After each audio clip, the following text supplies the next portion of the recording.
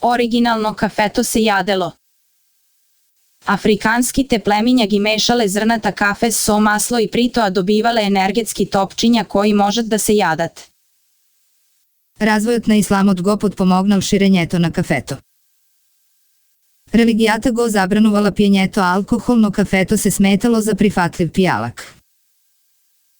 1675. Anglijski od kralgi zabranil kafulinjata tvrdeki deka se mesta kade lugjeto se sobiraat za da pravat zagovori protiv nego. 70% od svetot go konzumira kafeto arabika koje je blago i aromatično. Ostanatite 30 go konsumiraat kafeto robusta koje ima pogorčljiv kus i 50 povek je kofein od kafeto arabika. Kafeto raste na drvja. Drvata so kafe možat da porasnati do 9 metri, no tije se kultivirani da bidat visoki okolo 3 metri za bolesno berenje na zrnata.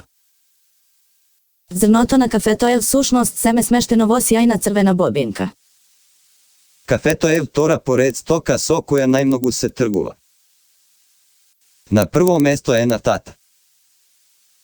Hava je jedinstvenata država, vo sad vo koja se odgleduva kafe. Belgijec koji žive vo Gvatemala so ime George Washington go izmislil instant kafeto vo 1906. godina. Terminot Amerikano poteknuva od amerikanski te borci za vremena Vtorata svetska vojna.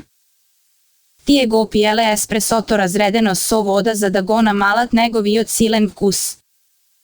Terminot Cup of Joe isto taka doge od amerikanski te vojnici vo Vtorata svetska vojna za koji se smeta deka bile golemi konzumirači na kafe.